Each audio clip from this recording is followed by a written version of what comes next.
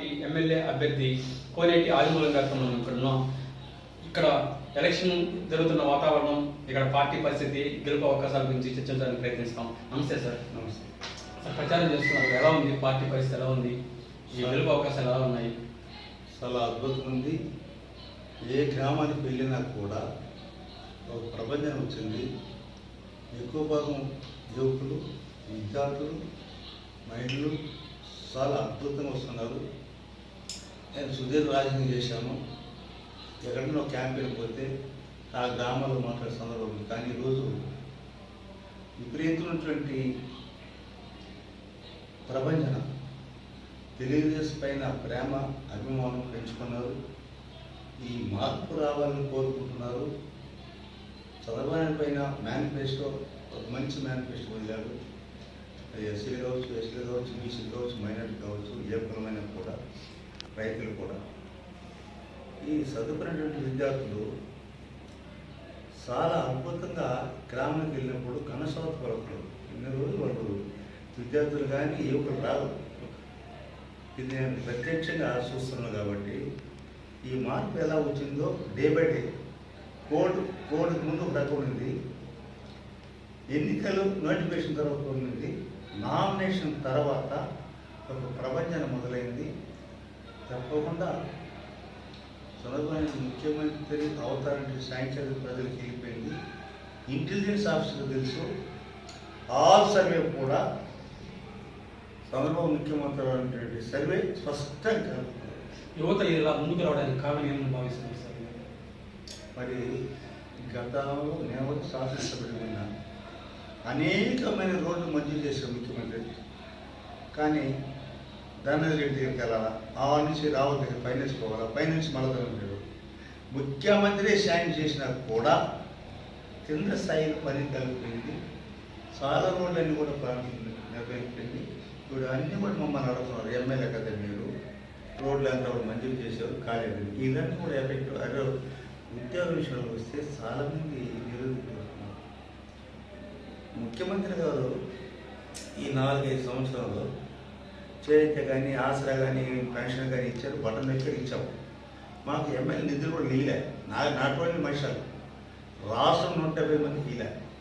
దాంతోపాటు అభివృద్ధి కార్యక్రమాల్లో కూడా చాలా రోడ్స్ అన్ని కూడా ఈనాడు ఈ రోడ్స్ అన్ని కూడా పీలర్లు ఎత్తుకున్నారు, చేయలే. నాగపూర్ రోడ్డు ఎత్తుకుని చేయలేదు, సూర్యపేట రోడ్డు ఎత్తుకుని చేయలేదు. ఈ రోడ్స్ ఆర్ఎంపీ కూడా కొన్ని శాంక్షన్ అయింది, టెండర్ అయింది, చేయలే, కొన్ని చేశారు. ఈ విధంగా ఐఎం రోడ్స్ కానీ, పంచర్ రోడ్డు కానీ, ఆర్ఎంపీ రోడ్డు కానీ స్టిల్ పెండింగ్ ఉంది. ఇవన్నీ ఒక పక్క అయితే నిరుద్యోగ సమస్య బాగా పెరిగిపోయింది. దీనివల్ల వాళ్ళు చదువులలో ఒక విప్లవాత్మక మార్పు వచ్చింది. మరలా చదవాలంటే వస్తేనే మనకు ఎక్కడ ప్రైవేట్ ఉద్యోగాలు కావచ్చు, ప్రభుత్వ ఉద్యోగాలు కావచ్చు, ఆశించిన మేరకు మనకు లభిస్తున్న ఆశతో వాళ్ళు ముందుకు వస్తున్నారు. సార్, మీరు గతంలో వైసీపీ ప్రభుత్వం ఎమ్మెల్యేగా పనిచేస్తున్నారు. ఇప్పుడు ప్రతి నివేదికలో మీకు వైసీపీకి సంబంధించిన క్యాడర్ కావచ్చు, ఓటర్స్ కావచ్చు, అందరూ మీకు టచ్గా ఉంటారు. ఇది మీకు ప్రతికూలంగా అనిపిస్తుందా, అనుకూలంగా అనిపిస్తుంది? ఇప్పుడు మీరు తెలుగుదేశం పోటీ చేస్తున్నారు కదా, మీరు ఎలాంటి పరిస్థితి ఎదుర్కొంటున్నారు గ్రౌండ్ లెవెల్లో? ఇప్పుడు సాక్షాత్ నాకు పార్లమెంట్ స్థానం ఇచ్చారు ముఖ్యమంత్రి. నేను వెళ్ళాలని చెప్పాను. నేను శాసనసభ్యుడిగా ఉంటాను. బైపాస్ స్కాన్ చేశారు, ఇవన్నీ నిలిచిపోయింది, రోడ్డు నిలిచిపోయింది, చాలా ఉంది. నాకెందుకు సార్ మీరు కట్ చేస్తారు? నేను గడపడి తిన్నాను, పూర్తి చేశాను. నేను వెళ్ళన్నాడు. వద్దన్న తర్వాత కూడా అనౌన్స్ చేశారు. మరి ఈ మధ్య నాకు కొంచెం పెద్దరెడ్డి రామచంద్ర వల్లనో ఇంకో రోజునో నాకు ఒక మెసేజ్ అయితే నాకు తెలుసు. వాళ్ళు ఏమనుకున్నారేమో, మనకు చేయకూడదు అనుకున్నారేమో, మనకు గొంతు కోసారు, ఫోటోలు చేశారు, మోసం చేసి నమ్మించి ద్రోహం చేశారు. నీకన్నారు. నాగలాపురంలో పిహెచ్ ఓపెన్ చేసి డిసెంబర్లో ఇక్కడ రాజమండ్రి మంచి మెజార్టీ గెలిపించని చెప్పినటువంటి వ్యక్తి అదే. మరి అలాంటి వాళ్ళు నాకు గొంతు కోసారు. నేను గొంతు కోసిన బాధపడినా కానీ, నేను సజ్జరాంశ అందరూ ముఖ్యమంత్రి కానీ చాలా కుంభకోణం జరుగుతుంది సత్యవేడులో. ప్రజలు ఇబ్బంది పడతారు. ఈ గ్రావులు, మెటలు ఇవన్నీ కూడా టిప్పర్లో పోవడం నేను సహించలేకపోతున్నాను. Without my constituency, without my knowledge టిప్పర్లు చెక్ పోస్ట్ పెట్టారు. అనేటువంటిది నాకు కొంచెం బాగలేదు. అంటే మీ అభిప్రాయం ప్రకారం ఇవన్నీ కూడా పెద్దటికి సంబంధించిన టిప్పర్లు ఇప్పుడు పెద్దిరెడ్డి గారిని అడిగాను, ఇది అనేక సార్లు చెప్పాను, సార్ యువత చెప్పదు, యువత సార్ ఇది చెప్పుకోసం ఎవరు పెట్టామంటే మంద కాదు పొంగలిస్తుంది అన్నారు. మరి మనం ఏం మాట్లాడాలా? ఇసుకుపోతుందంటే వేరే అర్థం అంటాడు. ఇలాంటి సందర్భాల్లో మన తెలుగులోనే చేశారు, ఆయన నేను పట్టించుకోలేదు. అయినా గౌరవించి పార్టీని మా చెట్టు కనిపిస్తారు. మీరు భవిష్యత్తులో సహకరించాలనే ఉద్దేశంతో ఏమైనా మీకు టికెట్ ఇవ్వకుండా ప్రయత్నం చేశారా? లేదా ఇంకేదైనా కారణం వచ్చా మీకు టికెట్ రాకపోవడానికి? అయితే అంతే కాదు, విజయసాయిలు వచ్చినప్పుడు మీరు అందరూ లేదు అడిగినాను, మీరు మట్టి దూరం మంచిది కాదు, బ్యాడ్ మెసేజ్ పోతున్నది, ఎంతటి వాడైనా కూడా వదలను అని చెప్పి సాక్షాత్ విజయసాయి పెట్టినాడు. ఒక ఇద్దరు లేదు దాన్ని తీసుకుని చెప్పారు. మీరు అక్కడ మనకు నాకు కొంచెం నా పైన ఆశలు వచ్చింది, ఎమ్మెల్యే చెప్పి చేశాను. నేను చెప్పడం ఏంటంటే రాష్ట్ర మంత్రిని అడిగాను, ముఖ్యమంత్రిని అడిగాను డైరెక్ట్గా, నేను మరుగడగల ఎవరినో ఇలా రూమ్లో కూర్చొని అడగల, సాక్షాత్ ముఖ్యమంత్రిని అడిగాను. దానిపైన ముఖ్యమంత్రి గారు పిఎల్ఆర్ అంటే ఏమి ఎవరు అడిగినాడు, భగవంతుడు ఉంటాడు. అంటే ఈ టెంపుల్లో పోవడం వల్ల నేను మీద సవనీకి మనం చేస్తున్నాను స్టార్ 90 వారికి సత్య ప్రజలకు అప్రతి కావాలండి. పండగలో పోతుంది, విద్యార్థి పోయినప్పుడు పోతుంది, జాతరలో పోతుంది. నేను నెలకొంటే కూడా 2 రోజులు మంత్రి గారి సాక్షాత్ నాకు ఫోన్ చేసుకోమన్నాడు. ఎంత దుర్మార్గం చర్య అంటే ఒకరోజు 150 టెంపర్లు పోతుంటే తమిళనాడుకి, మట్టి కావచ్చు, గ్రావులు కావచ్చు, మెట్లు కావచ్చు. అయినా సత్యప్రజలు పాపం మంచివారు కాబట్టి వేరే వాళ్ళే అటాక్ చేసి ఉంటారు. ఇది అడిగిన దానికి నా పైన కోతకు వస్తే నేనేమో వాళ్ళు బాగా అడిగినామా, లేదా టెంపుల్ తోయినారు. ఎప్పుడైనా నాకు వాళ్ళ దగ్గర ప్రతిపాదన చెప్పిన అనిపించమని చెప్పుకో. ఎవరండి మొన్న వాడు నామినేట్ చేసేటప్పుడు చూస్తే నాకు ప్యాకేజ్ లీకేజ్ కూడా అన్నారు రామచరణి పెద్ద ఆయన అన్నారు. అప్పుడు దాని తోలి పోదలుచుకోలేదు. నేను ప్యాకేజ్ తీసుకుంటాను లేదు, అసలు ఆత్మసాక్షి మీరు వదులుకొని నన్ను మోసం చేసి ద్రోహం చేసి కుట్రబడినారు నమ్మించి. కానీ ఆ డైరెక్ట్గా మంచివాడు నీతి నిజాధిపరుడు అనేటువంటి మాట విన్న తర్వాత నేను కట్టుబడినా. టికెట్ ఇచ్చిపోయినా పర్వాలేదు నాకు, కానీ భగవంత్ సాక్షిగా సందర్భం టికెట్ ఇచ్చి గెలిపించని చెప్పి ఒకే రోజు మీటింగ్ పెట్టమని వచ్చేవారు కార్యక్రమం. అంటే గడప గడప ప్రోగ్రాంలో కూడా మీరు ఆంధ్రప్రదేశ్లో ఎక్కువ ఇల్లు తిరిగిన చరిత్ర మీకు ఉంది. సాక్షాత్ ముఖ్యమంత్రి తెలుసండి. మన జిల్లాలో కానీ రాష్ట్రం నా అలాగే తిరగలేదు. అది పోలీస్ డిపార్ట్మెంట్ కానీ, ఎంఆర్ డిపార్ట్మెంట్, ఎంపీ నడిచారు. నాకు వెంబడి నడిచే రోడ్డు రాత్రి 10 గంటల రోడ్డు. అది జ్వరమైన ఎండైనా వాన నడిచాము. అంత ప్రతి గ్రామంలో జెండా నాయకుడు నేను. వైఎస్ఆర్ కాంగ్రెస్ పార్టీ 14 సంవత్సరాలు మోసాను. నాలాంటి వారి ద్రోహం చేస్తే ఎలా ఉంటుంది ఒకసారి? మీరు మిదిలిరెడ్డి మీద ఘాటైన విమర్శలు చేశారు. ఇక్కడ మీకేం పని అని దీని సార్ ఘాటైన విమర్శలు చేశారు మిదిలిరెడ్డి పైన. ఇక్కడ సత్యవేడి నియోజకవర్గం చేయగలరు. వాస్తవం చెప్పాను. విమర్శ నేను పార్ట్నర్ వాళ్ళతో ఎప్పుడైతే విమర్శ చెప్పుకుంటే వాళ్ళ దగ్గర పార్ట్నర్ అనుభవించి వాళ్ళ దగ్గర డబ్బులు పుచ్చుకొని పార్ట్నర్లు విభేదాలు వచ్చి అప్పుడు విమర్శించే విమర్శ అయింది. నా కాన్ఫిడెన్స్లో ఇవన్నీ జరుగుతున్నది, ఇసుకుపోతున్నది. కరెక్ట్గా చెప్పాను, నేను మైండ్ సెట్ చెప్పాను, సాక్షాత్ జిల్లా సమస్యలు చెప్పాను కలెక్టర్ గారికి. ఎక్కడండి ఏముంటాం మనం? టిప్పర్లు పోతుంటే స్టాక్ చేసిన ఇసుకెత్తుకు పోతున్నారు, ఎక్కడికి పోతున్నారు ఇది అని. టిప్పర్లు పోతుంది, దానికి బిల్లా పాడ ప్రదేశ ఏంటంటే చెక్ పోస్ట్ ఎప్పుడు చూసామండి స్వతంత్ర భారతదేశంలో. అది ప్రజలు గమనించాలా, మేధావులు గమనించాలా. ఇలా పెన్ పెట్టుకునే వాళ్ళందరూ కూడా, జోబే పెన్ పెట్టుకునే వాళ్ళందరూ కూడా విద్యార్థులు, మేధావులు, చదువుకుని బిడ్డలు ఒక్కసారి ఆలోచిస్తే దీనివల్ల ప్రభుత్వాలు ఎవరి లబ్ధి పొందుతున్నారనే విషయాన్ని మీకు తెలియజేస్తుంది. సరే, ఇప్పుడు చెప్పండి. ఇప్పుడు తెలుగుదేశం పార్టీలో ఇప్పుడు మీరు ప్రచారం జరుగుతున్నారు, దాంట్లో కొంతమంది టికెట్ ఆశించినారు. ఉదాహరణకి హేమలత కావచ్చు, ఇంకా జేడీఆర్ కావచ్చు, ఆశించారు. వాళ్ళు టికెట్ రాకుండా మీకు వచ్చింది. ఇప్పుడు ఎలా మీరు వాళ్ళతో కోఆపరేటివ్ ఎలా ఉంది? సహకరిస్తున్నారు. హేమలతని పార్టీ అధ్యక్షుడు పిలిచి మాట్లాడారు. ఓకే, 20 తేదీ ఆమె నామినేషన్ చేసినా అది రెబల్ చేసింది, బీపాలిసి ఒకటి చేస్తారు. ఆమె పోయింది, మనం తెలుసుకున్నది. ఇంకొక అతను మీకు అందరికీ తెలుసు, లాస్ట్ 2010 ఎమ్మెల్యే కంటెస్ట్ చేశాడు. కొన్ని కారణాలు ఇవ్వకుండా పోయిండొచ్చు. అతను సాక్షాత్తు ఎవరితో మింగలేనాడు నిజ ప్రజలందరికీ తెలుసు. అతను అన్నట్టు అనుచరులందరికీ కూడా తెలుసు. ఇంకొక ఆయన విశాఖపట్నం అడ్రస్ చూపించాడు, రెబల్ ఎక్కడ పుట్టాడు, ఏంటి ఈ కాన్స్టిట్యున్సీలో విశాఖపట్నం నుంచి కుప్పం దాకా ఉన్నట్టు 29 నియోజకవర్గాలు వేసి ఎడం జరగవచ్చు. విశాఖపట్నం ఉండేది తేడా, మనం ఉండేది తేడండి. అంటే ఇది ఏముంది దోసుకోవడం చదువులు. రెబల్ అభ్యర్థి ఇంకోటి అయినా ఇండిపెండెంట్ అయినా వాస్తవం చెప్పాలంటే వీళ్ళంతా సంతకి కూరగాయలు అమ్మినట్లు, వంకాయలు బెండకాయలు అమ్మినట్టు పెట్టేసి ఆ సాయంత్రం మూట కట్టి తెచ్చిపోయిన వాళ్ళు వీళ్ళు. అదంతే. ఇప్పుడు ఏతాటి రమేష్ ఎవరైతే మాట్లాడుతున్నామో, ఇప్పుడు తెలుగుదేశంలో కొంతమంది సహకారం అందిస్తున్నారని ఒక ప్రచారం జరుగుతుంది సార్. తెలుగుదేశం చాలా ఎవరికి పోదు. ఒరిజినల్ టీవీ పోళ్ళు కానీ కార్యకర్తలు కానీ అభిమానం పార్టీ అభిమానులు ఎవరు కూడా పోదా, కావాలంటే పుకారు తప్ప ఇంకేం నచ్చింది. సో ఏతాటి వల్ల మన మీ తెలుగుదేశం పార్టీకి వచ్చే నష్టం ఏమి లేదు.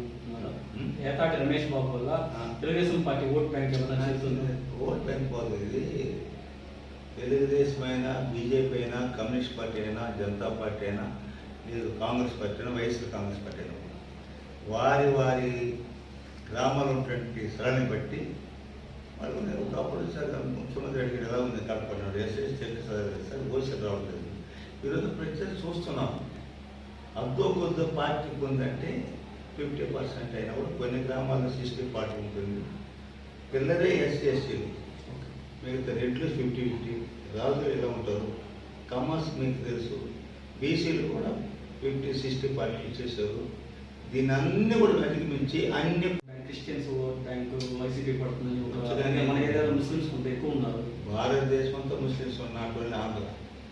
మరి ఏమైంది? 2 సార్లు నరేంద్ర మోడీ వచ్చాడు, ఎలా అయింది? ఎలా అయింది? 3సారి రాబోతున్నాడు. అది కులాల మధ్య కాదు, అది ప్రాంతాల మధ్య కాదు. ఇప్పుడు నేను ఒక దళితుడు, అతను ఒక దళితుడు, 15 మంది దళితులు వేసాము. ఎవరి స్థానం ఏమైనటువంటి ప్రజలు గమనిస్తున్నారు. మేధావులు సైలెంట్ ఓటర్స్, చదువుకునే విద్యార్థులు, పార్టీకి ఉన్నటువంటి విద్యార్థులతో పాటు ఇంకా కొంచెం మిడిల్ పీపుల్స్ ఉంటారు. వాళ్ళు ఎట్లా కాకుండా వీళ్ళంతా ఆలోచిస్తారు, ఈ కాన్స్టిట్యున్సీలో ఎవరు చెడ్డోళ్ళు, ఎవరు మంచోళ్ళు, ఎవరికి వేస్తే బాగుంటుంది ప్రజాస్వామ్యం.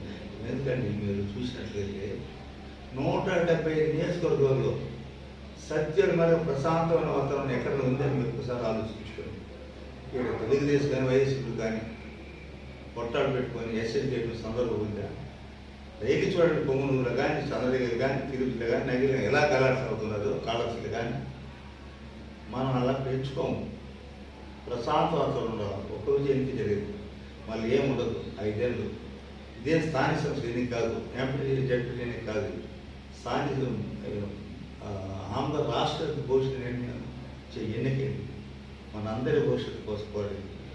కాబట్టి ఈ వైఎస్ఆర్ కాంగ్రెస్ పార్టీకి మేమంతా గెలిచాం 2019. ఆనాడు చంద్రబాబు పోతాడు, జగన్ వస్తాడు, సాంఘిక తెలియదు. అందుకే పెద్దలు పోయినారు, ఒక ఛాన్స్ ఇవ్వండి అంటే. మేము అడిగింది అంతే, ఒక్కసారి అవకాశం జగన్మోహన్ గారికి మన తర్వాత మారుతారనుకున్నాను. కాదా, మాలంటే ఎమ్మెల్యేలకి కాదా, అపాయింట్మెంట్ దొరకకుండా ఇబ్బంది పడ్డాము. పోయినా ఏదో చెప్తే ధనం చూడు, రావత్ చూడు, ఫైనాన్స్ చూడు అని ఎలా తిరగలుగుతామంటే, ఒక వర్క్ శాంక్షన్ చేస్తే ఇమీడియట్ టెండర్ వచ్చి దాన్ని కాల్ ఫర్ చేసి చేయాలి. గ్రామానికి ప్రాంతం రీప్రోస్ నిలిచిపోయింది.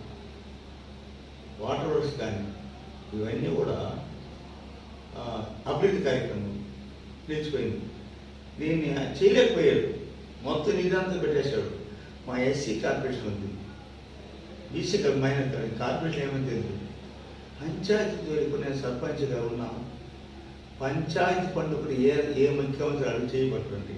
ఆ పంచాయతీ నిధి ఉంటే లైట్ వేయడానికో రోడ్ వేయడానికో అలా ఉండేది. అది కూడా నిర్మూలిపోయింది. పంచాయతీ పడిపోతుంది. జిల్లా పరిషత్ గ్రాంట్లో మండలం కలిగే చేస్తారు 15% గ్రాంట్. ఎక్సీ, 6 వరకు ఎస్సీ, మహిళా గ్రాంట్. ఈ గ్రాంట్ జిల్లా పరిషత్కి మండలంకి వస్తే ఎక్కడ హరిజన తాండలో ఉంది 6 బోర్ వేసేవారు, నీళ్ళు వేసేవారు, చేసేవారు. అవన్నీ లేవు ఇప్పుడు. ఇది ప్రజలు గమనించాలా. IAS not only IAS IPS officer అంతా థింక్ చేస్తారు.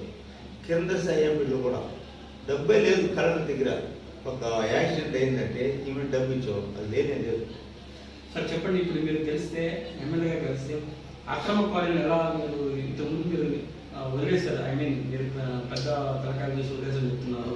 సో ఇప్పుడు ఎలా దీన్ని మీద మీరు చర్యలు తీసుకుంటారు? కారణం ఏమంటే సాక్షాత్తు ముఖ్యమంత్రి గారు దీనిపైన చర్య తీసుకోలేదు. ఈరోజు మనకు మైన్స్ మినిస్టర్ ఇక్కడే ఉన్నాడు. మైన్స్ కానీ ఆర్టిఫిషియల్ కానీ అలాగనే గట్టిగా అతనే మంత్రి. అతను డైరెక్ట్గా పర్మిషన్ ఇస్తున్నాడు మేడికి చెప్తే. మనం కాలకపోయినా అది ఇచ్చేస్తున్నారు. మనం ఏం చేయాలి చెప్పు? పోతాడు, ఎల్ఐసి తీసుకొని పోతున్నాడు. ఎవరు ఉంటారు? పెద్దగా కావచ్చు. అతనే చెప్తాడు ఫోన్ తీసి, అది మనం పలానా మనిషి వస్తాడు అతనికి అంటాడు. మనం ఏం వద్దని పెట్టుకుందా? అలా ఇచ్చాము. చాలామంది సత్యనిధులు ఎవరు దొరుకుతారు, ఎవరు తీసుకుదొరుకుతారు, ఎవరి మట్టి దొరికి వానరులు ఎవరు ఎత్తింది, కన్నావులు ఎత్తింది, జడేరులు ఎత్తింది ఎవరు, అల్లగుండలు ఎత్తింది ఎవరు, బాలకృష్ణులు ఎత్తింది ఎవరు, పొలవలు ఎత్తింది ఎవరు, ఇవన్నీ పరిశీలిస్తే తెలుగులో ఉన్నటువంటి మట్టిని తెచ్చింది ఎవరు, ప్రజలంతా బాగా తెలుసు. గుడ్డలు కాదు, తీర్పు ఇస్తారు చూడండి ప్రోగ్రామ్ 13. సో మీరు నెక్స్ట్ వస్తే ఖచ్చితంగా ఈ అక్రమ క్వారీ నిరోధిస్తారు. నాట్ ఓన్లీ క్వారీ కాదు, రైతులకు సంబంధించి ఇప్పుడు కానీ ఎవరు కూడా రైతు మట్టి దొరుకున్నా, ఇసుకు దొరుకున్నా, గ్రావు దొరుకున్నా ఎవరు పట్టకుండా చేయాలి. నేను ఆల్రెడీ ఎస్ఐ చెప్పాను, రైతుది పట్టవద్దు. కారణం ఏమంటే కొన్ని వేలాది చెప్పలు పోతుంటే ఆ ఊరు పుట్టి పెరిగిన మట్టి ఎత్తుకుని వాటిపైన కేసు పెడతారు. ఏం సహజమైనది? తప్పు కదండి. నేను ఎంఆర్ చెప్తా, అన్నది ఆల్ ఎంఆర్ఓ ఎంపీని పిలిచి ఎస్ఐ పిలిచి చెప్పాలి. ఎవడైనా రైతు ఇంటికాడ వాన వస్తుంది, గొంతు పూడ్చుకోవాలా, పళ్ళ ఉంది పూడ్చుకోవాలా, చెరువులు మట్టి వదిలేయండి, తెప్పని వదిలేసి దీన్ని పడతారా అని అంటారు. సో మీరు గతంలో ఎమ్మెల్యేగా పనిచేశారు, కొన్ని పనులు మిగిలిపోయింటాయి. ఇప్పుడు మీరు సత్యవేడ అభివృద్ధికి ఎలా ప్లాన్ చేసుకుంటున్నారు? కొత్త జీవో పెట్టారు మనలు, నాకు ఉన్నట్టు అనుచరులు.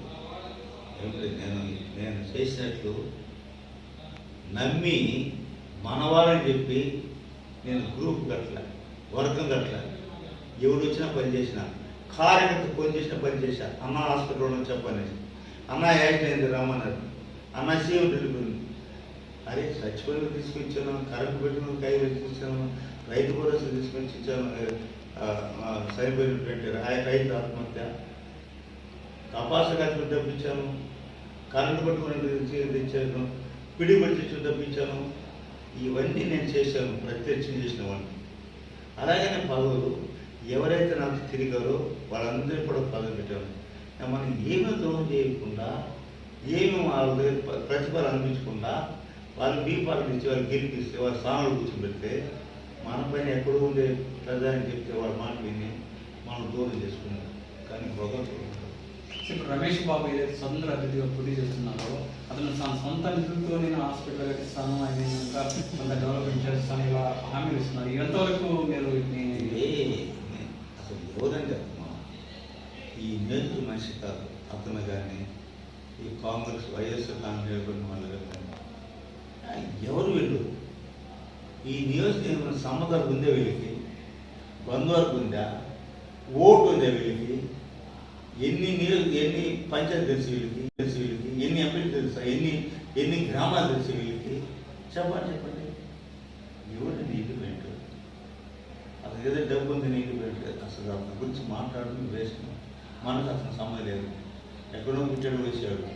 రిజర్వ్ కాన్సెన్ అంతే, ఓసీ కాన్సెన్ జరగదు. సరే, మీరు గెలవడానికి ఉన్నటువంటి మంచి అవకాశాలు ఏమున్నాయి? సత్యవేట మీరు గెలవడానికి ప్రధాన కారణాలు ఏమని భావిస్తారు? ఇప్పుడు మనం మంచితం సాక్షాత్ జాతీయ అధ్యక్షుడు ఎందుకు కమిట్మెంట్ అయినా రాజమండ్రి సభలో జనవరి 29వ తేదీ నాకు పార్లమెంట్ సీట్ అప్పటికి అనౌన్స్ చేశాడు. దాని 11 ఒక నీతివంతుడు, నిజాయితీవుడు, దళిత ఎమ్మెల్యే ఆదిమూలం సత్యవేడి ఎమ్మెల్యే స్పష్టంగా చెప్పాడు. అలాంటి వారికి తప్పు అడిగిన దానికి పెద్దిరెడ్డికి ఆదిమూలం న్యాయమా, అతను గొంతుకొచ్చారు అని అన్నాడు. రాజమండ్రి చెప్పడు, గుంటూరు చెప్పడు అన్నాడు, గంగాధులు అన్నాడు. కాలసూచి చెప్పినాడు. అంటే ఎక్కడైతే మనం వాళ్ళకి సహకరించలేదో, మన వాళ్ళని సహకరించి పదవి ఇచ్చానో డైరెక్ట్ ఇచ్చానో వీళ్ళు మన పైన అంటుకున్నారు. వాళ్ళకి నష్టం చేసే మన వల్ల కొన్ని సందర్భాలు పోలీసులు కానీ అంగన్వాడీ కానీ షిఫ్ట్ కానీ కానీ చేయలేదు. వాళ్ళంతా ఈరోజు మనతో ఉండదు. ధనం న్యాయం. కాబట్టి గ్రామానికి పోయినప్పుడు అప్పుడు పోయిన ఇటు పోయిన చాలా మార్పు వచ్చింది. మనకే తెలియకుండా ఒక మార్పు కనబడుతున్నది. తప్పకుండా సత్యనిర్ణయం ఎవరైనా చేసినా కూడా అదే ఎప్పుడైనా వచ్చాడండి అతను నామినేషన్కి, మన సత్యంకి వచ్చాడు. ఏమంత అక్కడే నీకు ఒక శాసనసభ్యుడు, నేను శాసనసభ్యుడు, జగన్మోహన్ కూడా శాసనసభ్యుడే. ఎమ్మెల్యే అయితేనే ముఖ్యమంత్రి అయ్యేది, ఎమ్మెల్యే అయితేనే మంత్రి అయ్యేది. నీవు నామినేషన్ గురించి వ్యాన్ అయితే మాట్లాడతావా అంటే సత్యం నేను గురిని అనుకుంటున్నాడు. అంటే ఒక థాట్ నడుస్తుంది సార్. యాక్చువల్గా చంద్రబాబు నాయుడు వర్సెస్ పెద్దిరెడ్డి రామచంద్రారెడ్డి లాగా సత్యవేద నియోజకవర్గం తీసుకున్నారు, అంత ప్రెస్టేజ్ తీసుకున్నారు ఇద్దరు. ఎవరైతే పెద్దిరెడ్డి ఈ పక్క చంద్రబాబు నాయుడు కూడా తన పార్టీ ప్రజలు ఓటేస్తారు, ఆల్రెడీ డిసైడ్ అయిపోయినారు. ఓట్ కార్డు తెలుస్తుంది, పోస్టర్ కార్డు తెలుస్తుంది. చూడండి, మనం అడిగిన అడగకపోయినా పలకరించిపోయినా డైరెక్ట్ కుదురుతున్నారు. వారికి నిజాలు వారికి ధన్యవాదాలు తెలియదు. ఎందుకంటే గతంలో మేము మాట్లాడే వాస్తవం టీచర్తో 2019లో ఇప్పుడు డైరెక్ట్ వాళ్ళే ఇన్వాల్వ్మెంట్ చేస్తారు కాబట్టి వేసారు బూత్ పెట్టి బ్యాలెట్ పేపర్ పెట్టి ఆ బ్యాలెట్ పేపర్లో కూడా మొదటి ఓటు మనకి వేస్తున్నారు. వారికి అందరికీ కూడా అంటే చదువుకొని పెట్టరు, మేధావులు కాబట్టి విద్యార్థులు కాబట్టి వాళ్ళందరూ కూడా నీతి నిజాయితీగా ఈ ప్రభుత్వం పోవాలా, మార్పు రావాలని వాళ్ళు కోరుకుంటున్నారు. చివరిగా సార్ మీరు ఎంత మెజారిటీ గెలవచ్చని ఊహిస్తున్నారు? మీరు చూస్తారుగా, నాకు 44,000 ఎన్నికలు వచ్చింది. ఇప్పుడు ఈ ప్రపంచం చూస్తే దాన్ని దాటిపోతాను. ఎక్కడ పోయినా వాలంటీర్ రావడం, వాలంటీర్ వాళ్ళే ఉంటారు. అన్నా మీ సరి గెలుస్తారు, మంచి పొజిషన్కి వస్తారు, మేమంతా నీకు వేస్తాము. అందులో వాస్తవం చెప్పాలంటే నేను తిరిగి పక్క అయితే నేను పోయిన పెళ్ళిళ్ళకి, నేను పోయిన సావులకి, నేను పోయిన కర్మంతులకి, నేను పోయిన ప్రోగ్రెస్కు, నేను చేసిన అభివృద్ధి కార్యక్రమాలు అంటే రోడ్లు కానీ స్కూల్ కానీ బిల్డింగ్లు కానీ అది కాకుండా పదవులందరికీ 7 మండల ఎంపీలు, జడ్పీ మెంబర్లు, సింగిల్ స్టేట్ డైరెక్టర్లు, కోఆపరేటివ్ మెంబర్లు, మనకి వాళ్ళు ఏ జరిగితే షిఫ్ట్ అవుటర్లు 20 మంది, 30 మంది ఆశా వర్కర్లు, 110 మంది అంగన్వాడీ అంగన్ టీచర్లు, 1390 మంది వాళ్ళందరికీ ఒకే సంతకం పెట్టారు. ఆల్ ఎంపీలు చేస్తే వీళ్ళందరికీ వేస్తే అన్న మనకు సహాయం చేశాడు, పిలిస్తే బలికాడు, హాస్పిటల్కి వచ్చాడు, మనం ఆదరించాడు, మన కుటుంబాన్ని కాపాడు. మనుషులు వేస్తే 1,00,000